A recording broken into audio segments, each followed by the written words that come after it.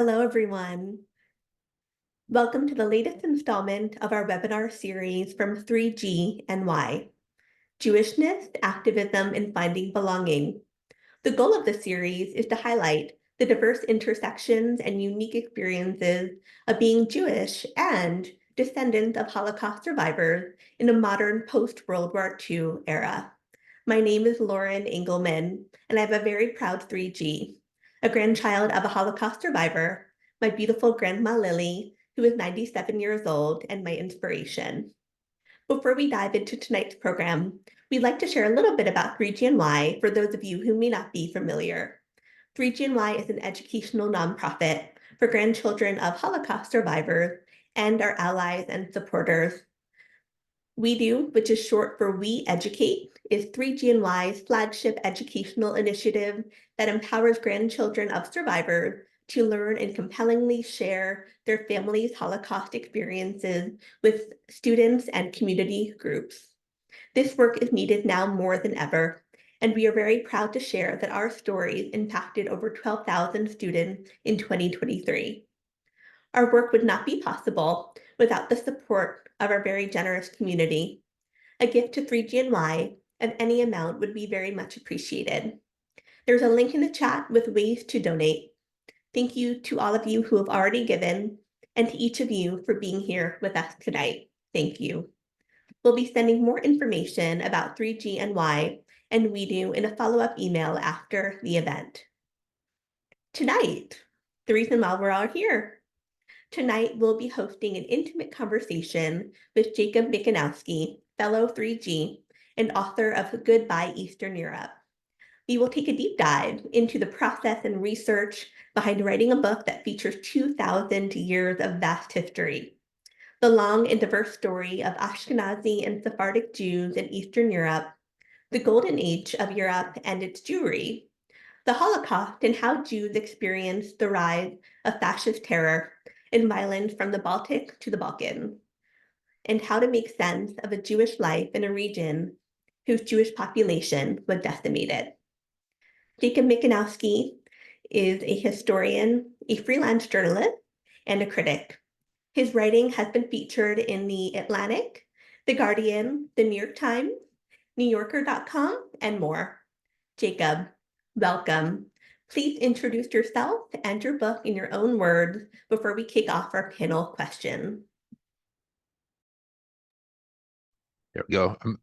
Thank you so much, Lauren. Thank you for 3GNY for having me today. It's a real pleasure and an honor. Does it sound okay? I'm always on edge with Zoom. Great. So this book I'm talking about is Goodbye Eastern Europe. Got a hardcover here.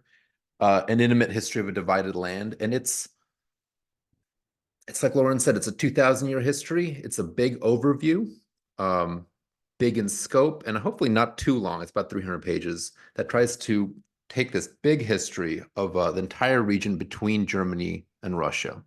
That whole very diverse patchwork of small countries, many Slavic, but not exclusively, kind of from Estonia in the north down to Albania in the south, the Baltics, the Balkans, and everything in the middle, Poland, Czechoslovakia, Hungary, which is really the cradle of Eastern European Jewry, and tell its story from really the earliest days, from the introduction of writing and kind of organized religion to just about the present, just about what came out last year. So just the very, very start of the Ukraine war. And it does that by tackling this subject thematically, the different religions that entered the region, the different forms of political organization that dominated the region, empire, nation, and then kind of a walk through the 20th century with its highs, really the beginning, and its terrible lows. And I think that's the basics. We can start our chat. Awesome. Thank you very much. So to kick things off, your family, it has a very rich history in Poland going back centuries. What is your backstory that inspired your graduate studies and also wanting to write this amazing book? Can you share a little bit of information with our listeners here today about your writing process, the type of research that went into writing and publishing this book? Sure. It really starts with my family. I have a kind of somewhat unique story for especially for American Jews. My parents grew up in Poland. They both had Jewish fathers and Gentile Polish mothers. And we can talk later how they kind of came to understand their Jewishness. But they grew up in Poland, lived in Poland, were Polish speakers, and then came to America in 1980 or 1981 for what they thought was a brief stay.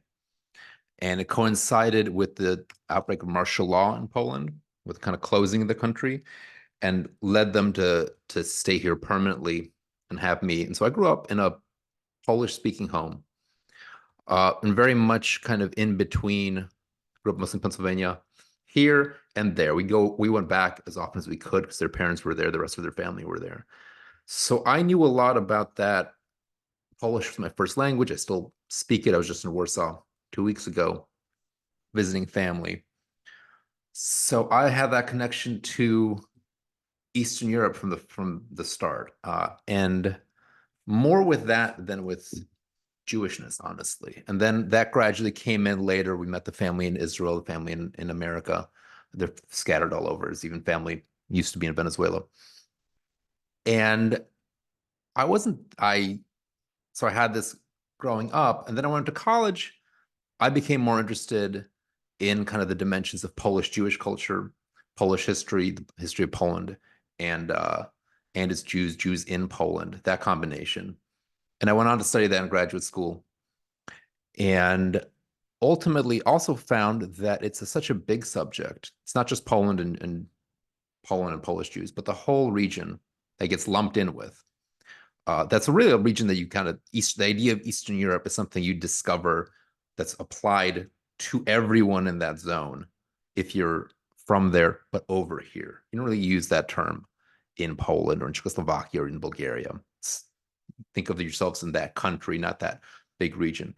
But teaching the subject to undergrads, teaching it to speaking with people, it's such a complicated history and such a rich one, but it has so many nations on one hand and peoples who don't have nations, Jews among them, that I wanted a way to open that subject up and make it accessible, and also show that it's not just the Holocaust is in this book, and World War I is in this book, and Stalinism, but it's not just a story of destruction. There is a wider history, both before and after, that has its richness and its vibrancy, and also its tragedy and its disaster. I love that. And that was one of the things when I told you, Jacob, I saw your book. I was in the Short Hills Mall in New Jersey, and I was in my bookstore, my little place of solace from parenting, and I saw your book, and I was intrigued because, so much of being a 3G is about Holocaust history. And I'm so passionate about knowing that history and teaching it, but I always wonder about what happened before. So your book really opened my eyes to such a long history. When you wrote the book, so what goes into writing a book that has 2,000 years of history? How many years of research went into writing this book?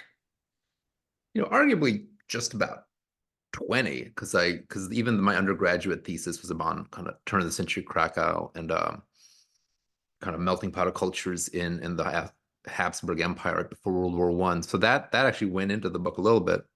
But it wasn't 20 years of continual research. The process of the book was 3 or 4 years of intense reading and travel. Reading a couple hundred books, a lot of novels. Before I started the book, I read almost exclusively fiction, because my training is as a historian. So I've read a lot of academic history books. But to get at that texture of life, I really started with for this book, I started with fiction. Because that's how you get kind of not just the events, what happened, but also what it felt like. So I started with that. And then I started traveling more intensely in the region. I go back and forth to Poland and Hungary. I report on Hungary a lot for many years, but I started traveling the entire region. So across Lithuania, Latvia, and Albania, and Romania, all the way around Romania, around every one of the former Yugoslav republics, everywhere I could go to get a feel for the landscape, feel for the stories, and kind of more detail, and try to work some of that travel is in the book. Each chapter has some point of me visiting somewhere that's relevant to the narrative. So there's history, there's some family history, and there's some travel in the mix to make it more immediate and more personal. And that's really the story of the last couple of years that went into it.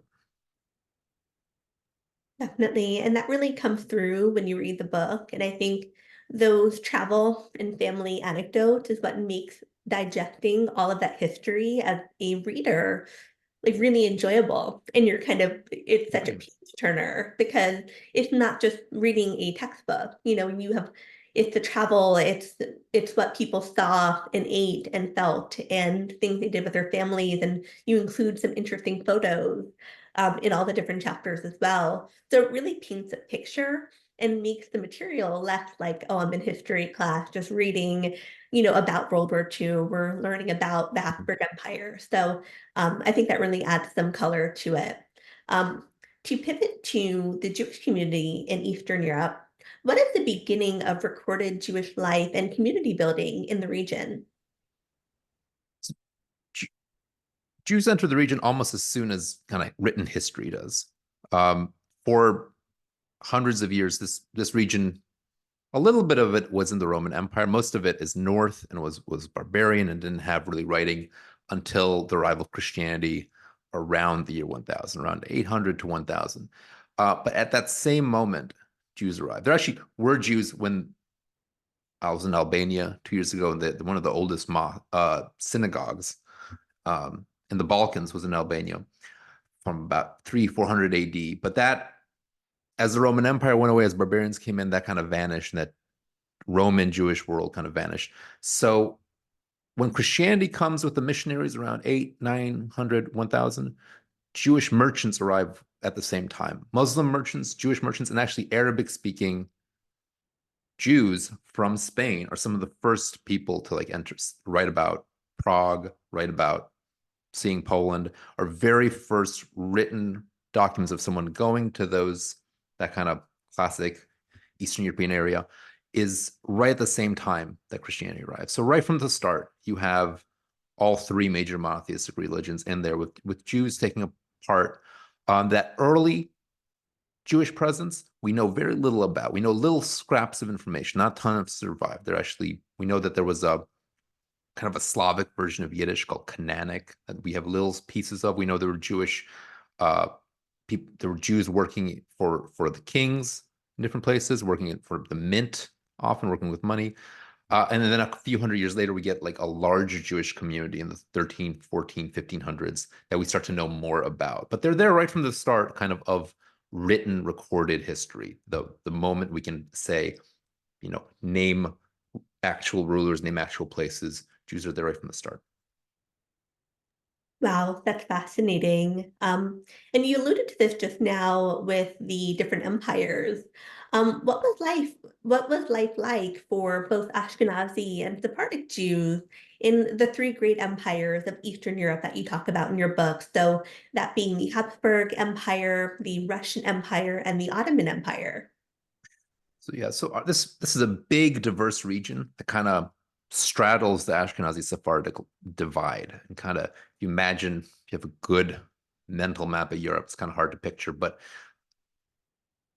between sort of, if you draw a line right between like Yugoslavia and Bulgaria, south of that is Sephardic, north of that was Ashkenazi for most of history. So Bulgaria and southern Romania, Sephardic, Macedonia, very Sephardic, Greece, and Yugoslavia is kind of split. What used to be Yugoslavia. And there were lots of different medieval kingdoms, but by 1800, the entire region belongs to three empires: Habsburg Empire or Austro-Hungary, the Russian Empire, and the Ottoman Empire. And life, kind of the quality of life for Jews changed in each of those at different times. I will say something surprising in this research in the 17th, 18th century, the overwhelming, the best place to live, and the place people fled to if there was trouble was the Ottoman Empire. Like there was a big war between the Ottoman Empire and what's now kind of Poland and Russia and the area of Ukraine.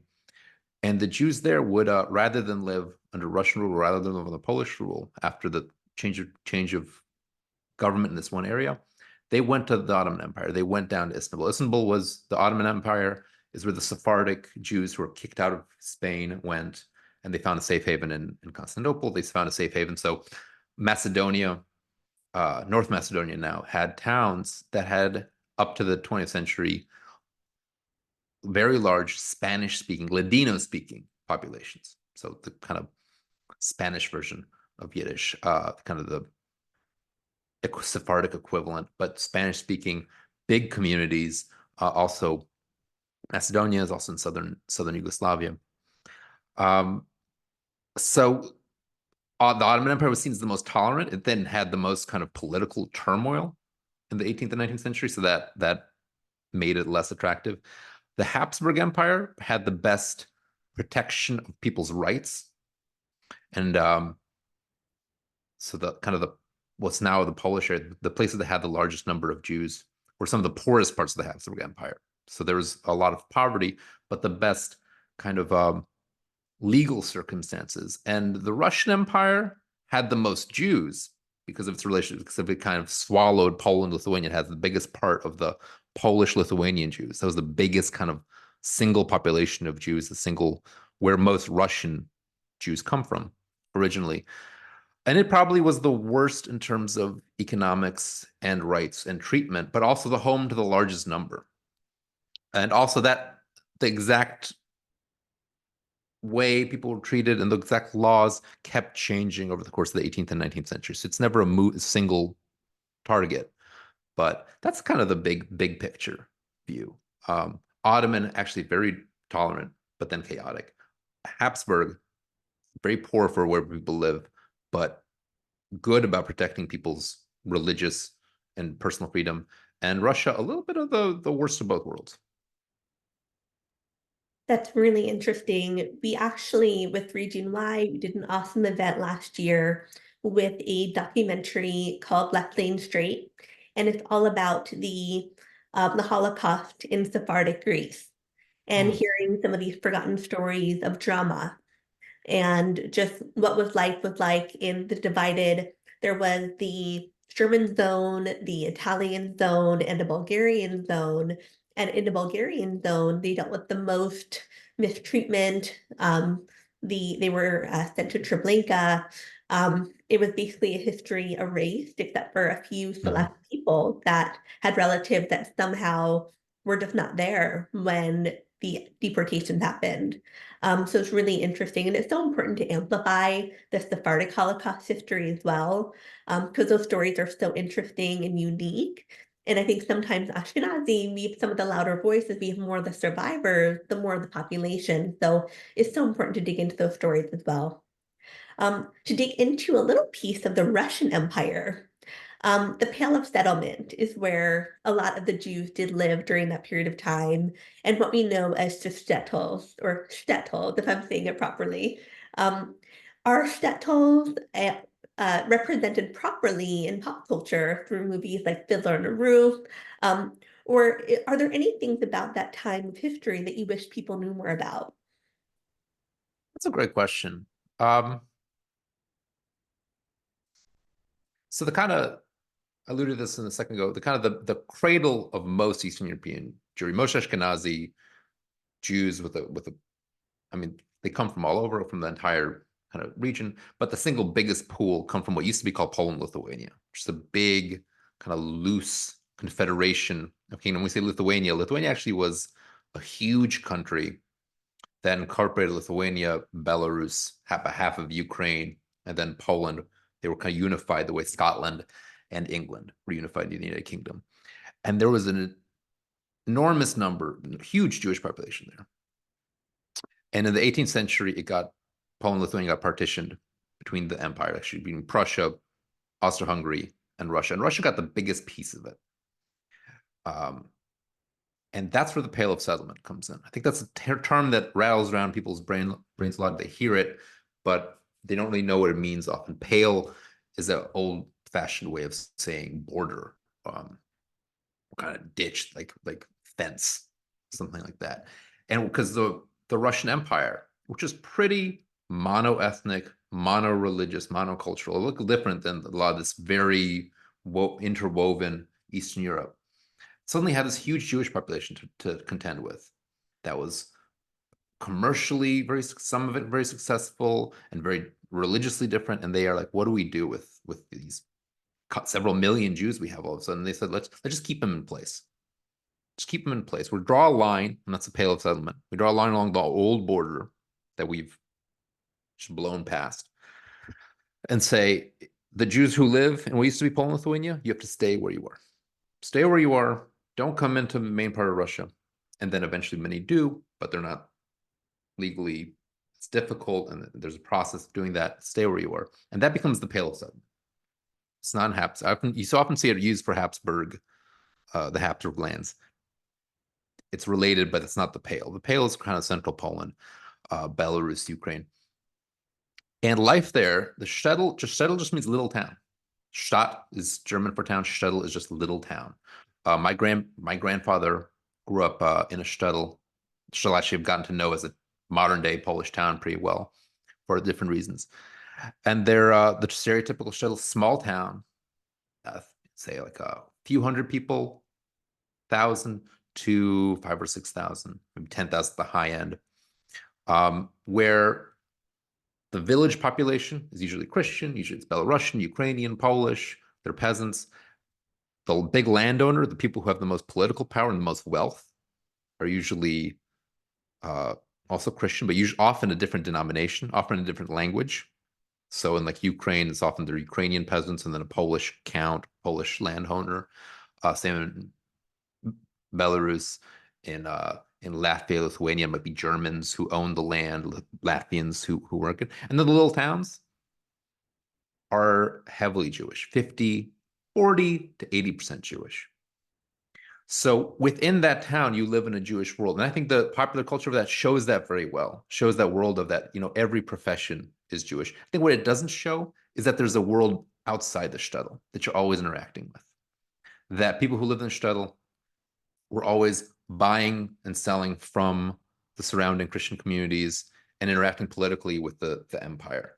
That was part of the constant negotiation, is that you have somewhere that power center that you have to, if you do Jewish genealogy, you see Jews having to register themselves, being very unwilling to do that, but having to do that because of the way the draft works.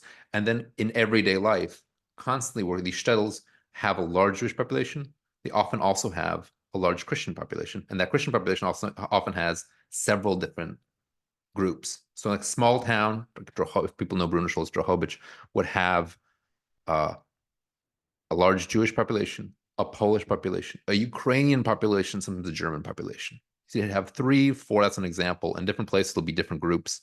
But so you're interacting in a Jewish world, and that Jewish world is interacting with a bigger, wider community too.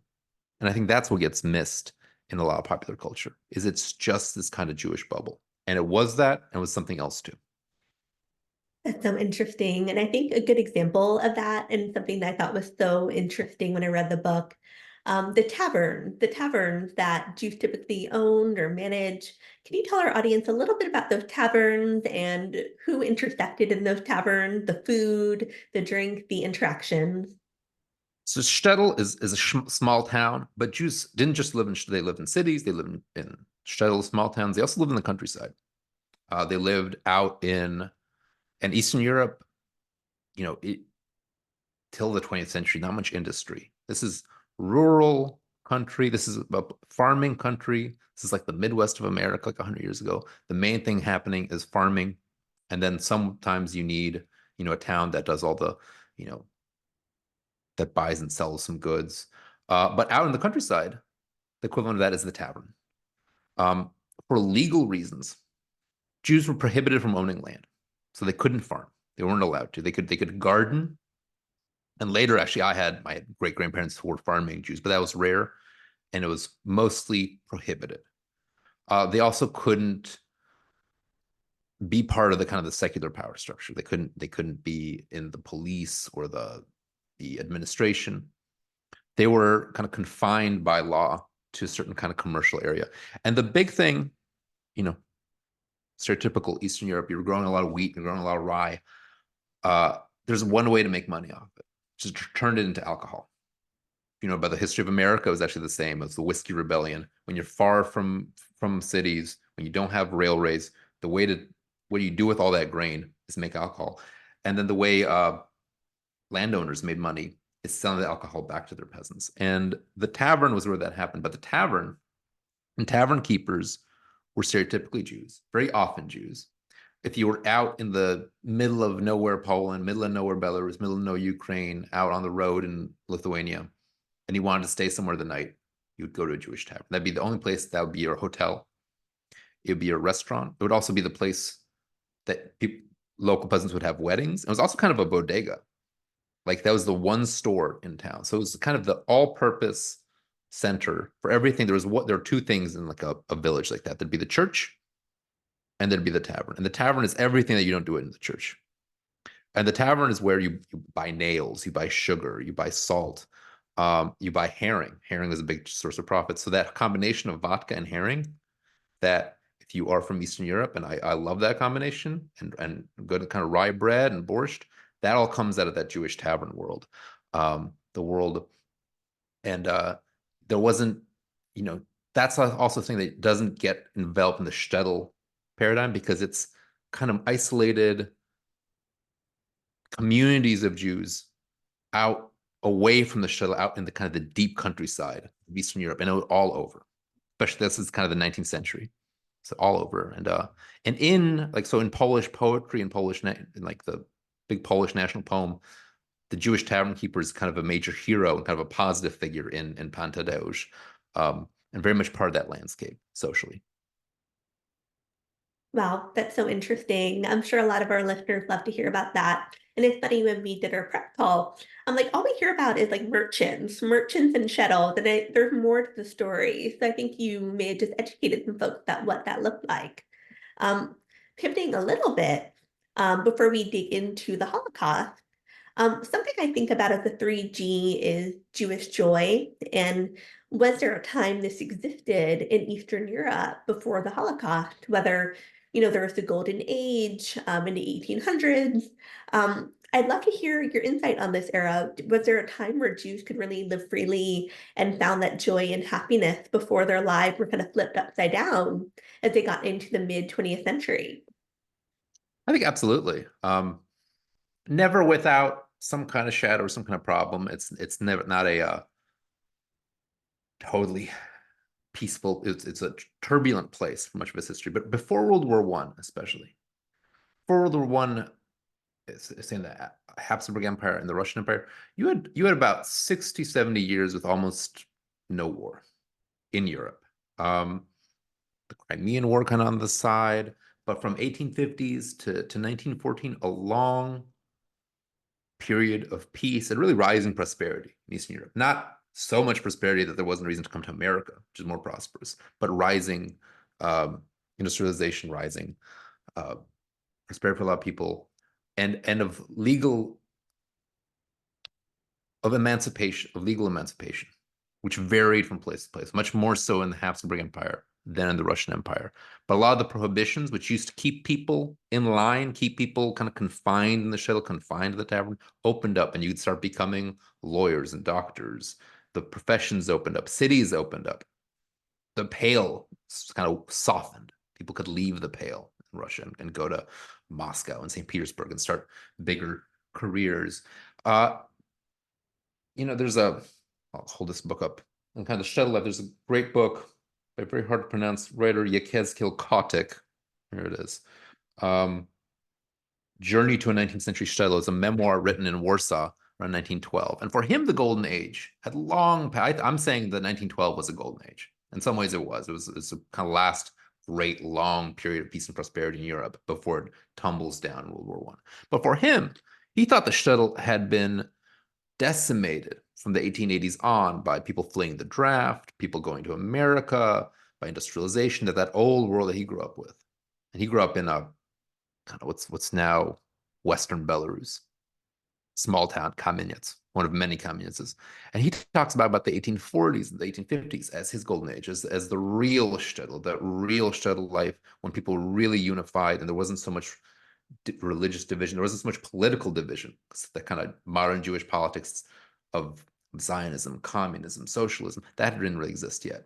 And you had that communal religious life. And he's talking in this book very beautifully about the 1840s and 50s as a beautiful golden age. So everyone had their kind of looks back on a golden age. But you could say from the 1850s to the to around World War I was the high, kind of the apex of Eastern European Jewry. Ironically, the period of the largest emigration too, which I think also is also the area of open borders. It's an area when you didn't need passports or visas to travel, and where people could leave, people could come back. And ironically, it did kind of hollow the shtetl out in some places. It was probably the best, and that's our era of like that flowering of Yiddish literature. That when we think of go back to that era, it's usually to that period. That's when the most kind of Yiddish secular fiction all comes out of that 1850 to 1914 period in its biggest flowering. And then there's an interwar coda to that too. Wow, that's really interesting. And then we get into the 20th century, which brought a lot of upheaval, especially for Jews and other minorities in Eastern Europe. In your book, you had a great chapter where you talk about the different experiences of the Holocaust from all the different regions, from Poland to the Czech Republic to Hungary to the Baltics and Balkan states. Can you share with our audience some of the different experiences of the Holocaust across the region?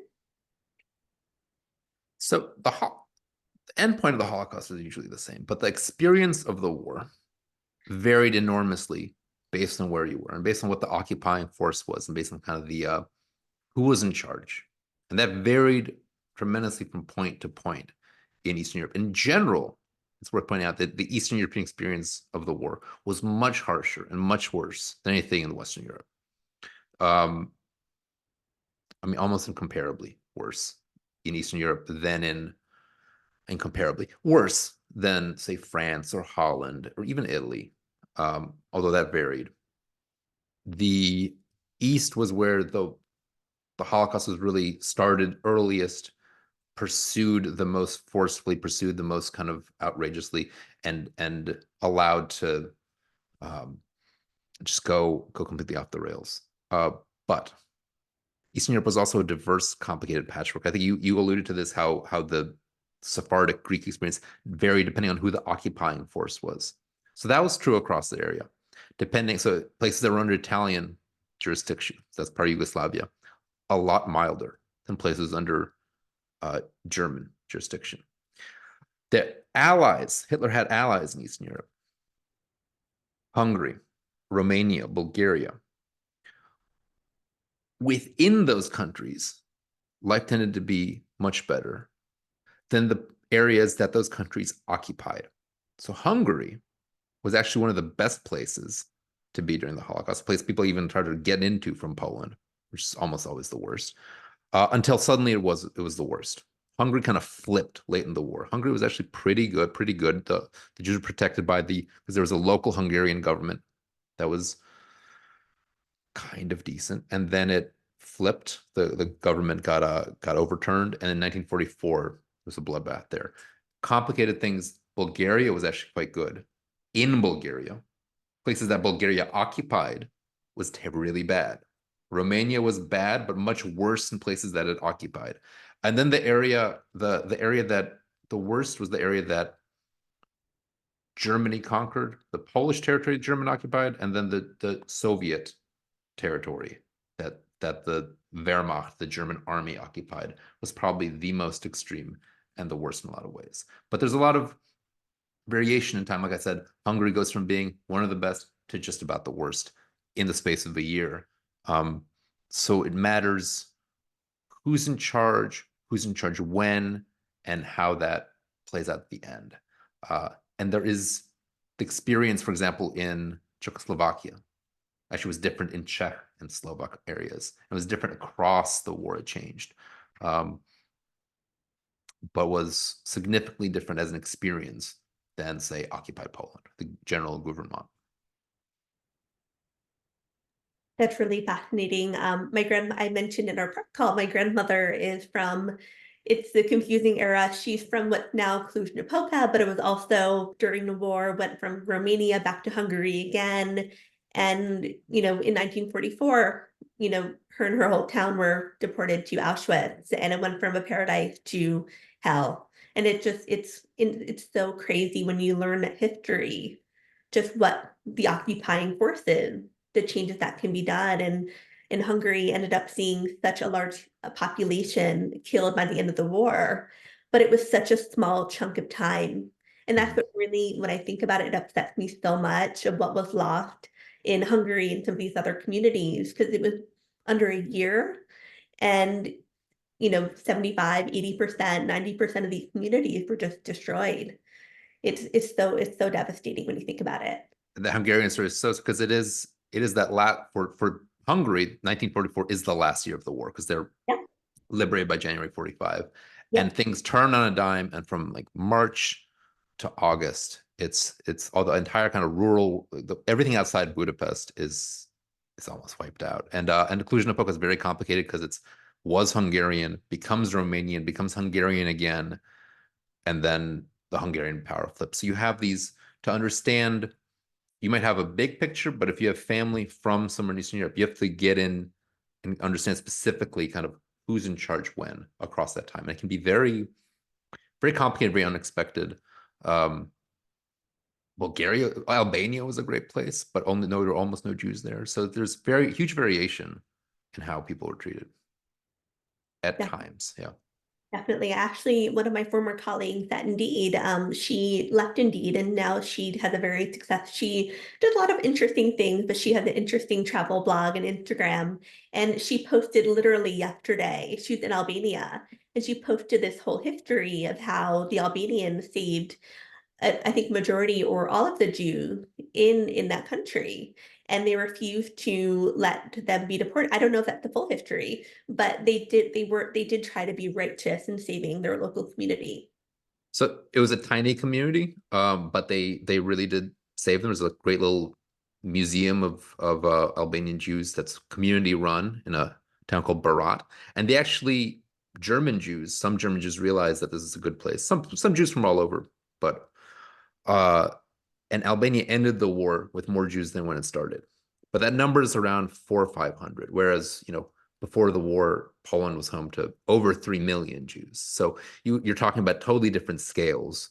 Probably had, but also very different treatments. This very, very tiny native community and actually a larger community of people arriving as refugees treated very, very well, versus, gigantic. I mean, Poland is home to a gigantic community. Warsaw is probably the biggest Jewish city in the world outside New York. And that was just a scene of devastation ultimately. Wow. Thank you for sharing that. I'm going to touch upon a quick question in the Q&A and then circle back to some of our questions. And reminder to any of our listeners, if you have any questions, please feel free to put them in the Q&A. We're going to hopefully leave the last 10 to 15 minutes for a question from you all. The attendee asked, anonymous, what were the Jewish migration patterns that resulted from the Russian Civil War pogroms? Did immigration restrictions increase across Europe as it did in the USA? Not right away. A lot of those refugees ended up going west. A lot couldn't get out. So the Russian Civil War, like 1917, 1921. But it was a chaotic time across Europe. You were putting up for the first time since after World War I is really when the kind of modern passport visa regime comes into being. Before that, there really weren't borders like that. But a ton of we'll call Eastern European Jews, for example, ended up in Berlin. Many went to France. Many went to England. And as they're entering, you're having those borders go up, those walls go up. And so America also, that's when then immigration tightens. And then a lot of internal migration within. So the Soviet Union was a huge place. So you had people driven around. They weren't necessarily able to leave because of the Soviet restrictions on immigration. So that are also, there was an active war between Poland and the Soviet Union in the early 20s. So you had people, if you read Isaac Babel's Red Cavalry. You have people fleeing both sides of that war. But that's when the kind of curtain's closing on that golden age of free travel. It doesn't close all at once. Actually, I have family that went to France in the 30s, that went to Palestine in the 30s. So you could still go places. Oh, thank you. Um, In the same vein, I'd love to ask you a question about post-war. Something that really surprised me in your book was you wrote about specifically how so many Jewish Holocaust survivors from Poland who survived the war, they went back to Poland or the towns they lived in, and they were met with awful pogroms, persecution, hatred, robberies. Um, did regret ever come into play for some of these local people or governments, or was Germany an outlier for feeling guilt and wanting to pay reparations? I'll put it a little bit differently. I would say that the German guilt, which we very much kind of think of as at the place that has the most remorse, that doesn't really start till the late 70s, early 80s. The immediate post-war scene, that scene of 45, 46, is still deep, very chaotic, very much in denial about what happened. And a world of people scrambling to hold on to what they had, scrambling to find a new place for themselves, scrambling with new governments that kind of are coming into being. A really topsy-turvy, complicated place. Germany is under, I mean, Germany at that point is under occupation, quadruple occupation. So the four different zones, there's no East Germany yet, there's Soviet zone, French zone, English zone, American zone. So there's no German government of any kind. There's no German, I mean, no German police, no German courts, anything like that. And the situation in Eastern Europe is similarly chaotic. There are governments coming into being, but also Soviet army is really calling the shots. And a fearful, often desperate population. Then Poland, there's the most famous pogrom is the Kielce pogrom in 1946. Kielce were some family that was from there and died in the Holocaust. But after the Holocaust, people are returning. People are coming back to claim homes that people already are living in. There's a panic. So a child goes missing, and people start blaming the Jews that are there. The Jews may often come back from camps or come back from the Soviet Union, and it turns into this powder keg explodes, and about 30, 40 people are killed, around 40. It's a little unclear. And that happens in a couple places across Eastern Europe, in Slovakia and Hungary and Krakow. That's the biggest and worst, and really puts fear into people's hearts. The survivors who came back to Poland, about 300,000 people, a lot of them leave after that, from between 46 and 48. There's also a moment, we were talking about the Soviet Civil War, between 45 and 48, you could leave a lot of Eastern Europe, and then after 48, you really couldn't. Varies a little bit, varies by its location, but there's this kind of window, and you have a brief window when actually parts of Western Poland have a huge Jewish population. When there's Yiddish press, there's Yiddish education, and then kind of everyone gets frightened, justifiably, and leaves, except for a small remnant of that. So about 90% of people leave leave around 48. Atonement across Europe, that comes really late. That comes a full generation later. In France, in Germany, we think of it from the beginning. Really, you're looking at the 70s and 80s. A lot of the people who connected to the French roundups are just in the police in charge there. They're in charge in the 50s and 60s and 70s. People do not want to talk about it until a generation passes and starts to become, if you've grown up since the 80s with the Holocaust very much part of discourse in people's lives. But that took about 30, 40 years for that to happen. So nuance that there. Wow, that's interesting. And it kind of aligns, a lot of Holocaust survivors, many of them didn't feel comfortable sharing their own stories until grandchildren came along. So, 2Gs, maybe the children somewhat knew about it, but many didn't share until that generation as well. So maybe it was like we needed a generation to heal some of the trauma for And all some of of us to speak and heal and kind Mhm. of process what happened. And that's true. It was very much true in my family. It's for in Eastern Europe, often politically, it was difficult and kind of socially difficult or almost impossible to talk about uh, a separate, a separate Jewish experience of the war. Separate Holocaust is something separate from the war in terror. In the Soviet Union, there was a whole outbreak of anti-Semitism in the early 50s before Stalin dies, and really part of it driven by the idea that if we privilege Jewish suffering over Russian suffering, that kind of splits the unity of the Soviet Union. That splits that communist unity that's true and across the kind of Eastern Bloc. So the authorities didn't want to single out Jews for having suffered the least. And he was very much not talked about really towards, for until that generation of children was grown up, was adult. So long lag, yeah. Wow. Um, well, thank you. I think that this is a great time to turn to some Q&A. We have a question in the chat, and then we have quite a few in the Q&A, so we're going to jump right in. We can try to get to as many as possible. Pearl Cat asked, why were places like Bulgaria and Albania good to the Jews in their countries? I'm assuming around the World War II era. Yeah, that's an interesting question.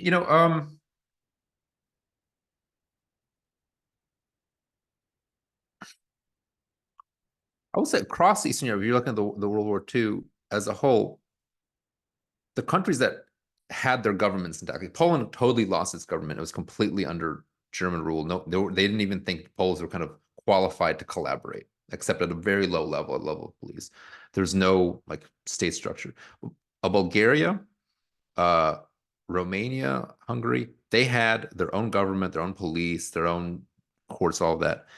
And often they thought it was senseless to kill Jews. No one was as committed to it as the Germans. The Italians weren't really on board until they had to be. They had to be really pressured. That obsession with eliminating Jews wasn't shared across the region. Albania is kind of unique because they were occupied, but they have this real um, tradition of hospitality, a tradition of protecting your own, and it's a much more of a almost tribal society with a very small Jewish population. It also helps in places that have very small, like Denmark shares that with Bulgaria and Albania. That's small. You can do a lot for a small number of people. It's a lot harder to do a little for a very large number of people. So Bulgaria, Albania, Denmark, small groups that you can actually kind of try and do something about the entire population of Jews there. Whereas you're dealing with hundreds of thousands or millions in other countries and much less kind of interest in. But that's complicated because the Bulgarians are actually outside of Bulgaria much more ruthless. True of Romania too, better at home than in the places they conquer or occupy, where people are generally occupying a foreign country, occupying foreign land, even if it has people who speak your language, results in much, much worse treatment than the way you treat people who have been your citizens up until then. Even if you've been discriminatory, it just seems senseless to eliminate people who are economically productive and socially part of your country, unless you have a real kind of fanaticism about it.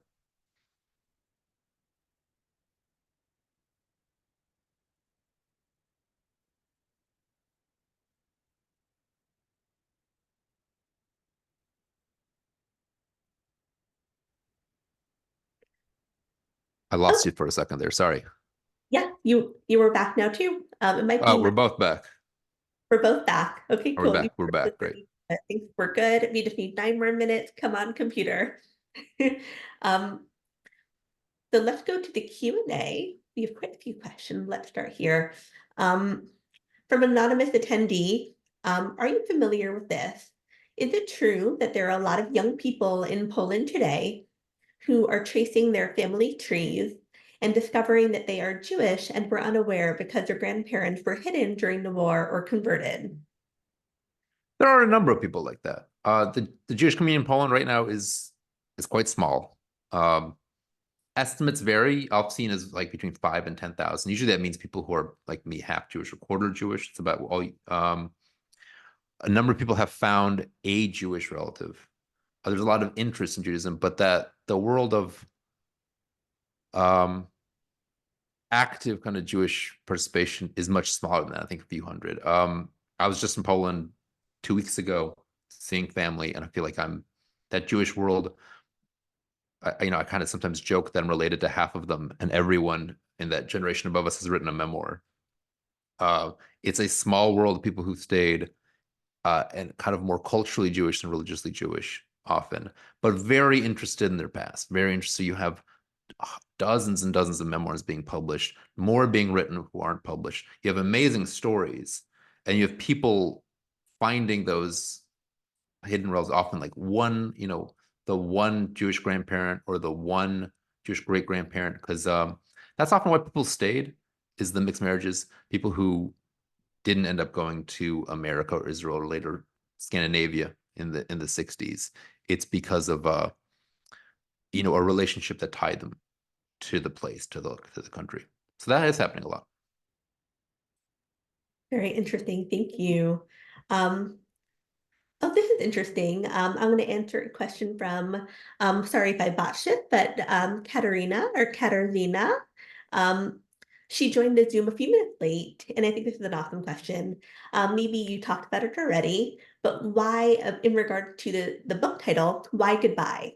Do you believe that there's no such entity any longer? Has the identity of Eastern Europe dissolved? Um, Oh, so she said her Zoom name is signed by her daughter, Sarah, but the question is from Kasia Jerzak. So why did you use the title Goodbye, Eastern Europe in your Yeah, book? it's a couple of levels. So the first one is that there's a sense that there's something distinct, that distinctiveness of Eastern Europe is fading. I mean, certainly from my childhood, I remember going to Poland in the 80s, socialists, and you would land and it was like a different civilization you were in. The air smelled different. It smelled like kind of dark coal. You couldn't, everything was different. Things didn't work. Things were kind of frozen in time in the kind of late socialist 80s. Eastern Europe was really a place apart. Like the big Philip Roth had this series of Eastern European writers Penguin put out, and it was called Fiction from the Other Europe. That was the sense, I think, a real sense that you cross that, you cross the Iron Curtain, you were in another other Europe. And that's for a lot of the region, there's a kind of area it's under threat, that's difficult. But for a lot of it, in the part that's in the EU, the part I'm most familiar with, Poland, Hungary, that's really changed. Like I was in Warsaw 2 weeks ago. It feels extremely Western. Warsaw feels extremely modern. You feel the same in Prague and Budapest, even Bucharest to a certain degree. So that sense of distinctiveness is fading, but also in the bigger picture, the wider thousand-year picture, I think what made Eastern Europe really distinctive was that multicultural, multi-ethnic, multilingual, especially multi-religious presence. This is the only part of Europe that is truly multi-religious, that is Christian, Muslim, and Jewish, all throughout, all around. Western Europe really kicked its Jews out. Then they come back in places. You kind of have a back migration, but England has no Jews for hundreds of years. France has very few or none. Germany has very few, but Eastern Europe is that cradle, and that diversity is woven through the entire country. It's not, it's not an area that's Jewish here or Muslim here. It's kind of everywhere, and that gets torn apart and destroyed in the 20th century. There's the Jewish part, obviously, in the Holocaust. I think that's less often told, is that now these are very homogenous, one people, one language countries. It used to be absolutely not the case. And it was the World War One, then World War II, and then the population exchanges after World War II. And then finally the Yugoslav wars is the kind of endpoint of that destroyed that old character of old world Eastern Europe. So that's going goodbye to the recent past and goodbye to the further past. Fascinating. Thank you. I have a comment here from a dear friend, Avi Feinstein. She says, her mother survived the war, more of a comment. Her mother survived the war in Bulgaria. She always told us that Bulgarians viewed the Jews as Bulgarian first and Jews second. And they were very well assimilated. It's really interesting because that was primarily a Ladino population, but not exclusively. Hungary was probably the most active had the most kind of assimilatory policy. Hungary before World War One very much considered Jewish citizens and Jewish productive citizens, and had Jewish bankers, and made Hungarian-speaking Jews, kind of full members of society, only for that to turn very abruptly in 44 when you have this fascist party come in. So you have this tremendous range, also in degrees of assimilation in different parts of within communities. So like I'm from a Jewish family on both sides, one much more Polish-speaking, Polish culturally, but Jewish religiously, and the other much more what you think of as Eastern European Jews, Yiddish-speaking, religiously conservative. This is all kind of pre-World War II, and less assimilated. So you have different levels of assimilation within one country, within one population too. Thank you. Oh my goodness, this hour has flown by.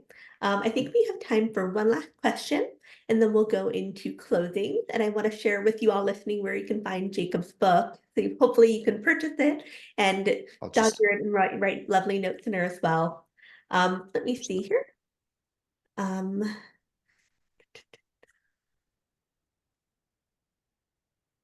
Let's go here. There's one question here. What town is your grandmother from Hungary? My grandmother from Cluj-Napoca. I'm going to answer that super quick and go on with it. The last question for Jacob, were the pogroms, like the ones of 1941, known to ghettoized Jews across Europe as well as the outside world? So I guess were the pogroms that Jews were experiencing ghettos, were those known outside of these small pockets of communities? Were they known in Europe? Were they known by other Jews in the region? So, I mean, the classic pogroms of pre-World War I, like the Kishinev pogrom, the Kiev pogrom, those were worldwide sensations, were enormously publicized by the especially the world press, but especially the Jewish press. In World War II, it's more complicated. So in 41, you're starting ghettoization, you're starting to confine people to ghettos. There aren't really pogroms exactly under German rule. You have people being confined to ghettos, and then as the war with the Soviet Union starts, those ghettos being liquidated one after another on the actions, which are, I mean, you call them pogroms, but really this is a military police action of wiping out ghetto after ghetto, of kind of by stages. And that isn't, well, hard to say with World War I, World War II, like within the course of World War II, because there's no more open Jewish media. There's no more, and there's very little foreign press, almost none. So information does not travel well. Information travels orally. Information travels from person to person. Things are known within and around communities, but people are increasingly ghettoized. People are living behind barbed wire, behind fences, behind walls. So you don't have a kind of global awareness of what's happening mid-war. And as that process of extermination is gaining steam and really is the worst of it is 42 to 43. Hungary, it's all 44, but across kind of the central main part of Eastern Europe, if you're going from Poland up to the Baltics and Ukraine and Belarus, the kind of old heartlands of the Pale, I don't think there's no central way of spreading news. Everything has to be underground. Everything has to be under peril. So you don't have great awareness, and you don't have a great way of getting information out of the region to the West. It's very hard to get messages out. Wow, thank you. Thank you for sharing that.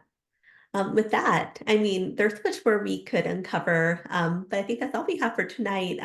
Firstly, Jacob, thank you again for speaking with myself and 3GNY. It's been such a pleasure to get to know you and to do this event with you tonight. So thank you. Thank you so much. It's been a real joy. I hope it's been as educational as it and informative as it has been for me. And I hope you all have a great evening on the East Coast. I'm on the West Coast. I'm just gonna enjoy a little more sunshine over here. Yes, and Another hour. before we go, thank you to our audience as well. To learn more about Jacob and his book, you can find his book on Amazon, bookshop.org, or even your local bookstore. You should see the links in the chat. It's so great to see so many of our dedicated community here tonight. We have a few events coming up in the future, in addition to our Yom HaShoah commemoration on Monday, May 6th at the Stanton Street Shul in New York City.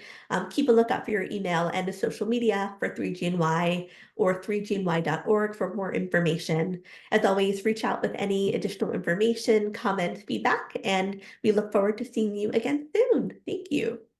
Thank you so much. Thank you, Lauren. Thank you, everyone who attended.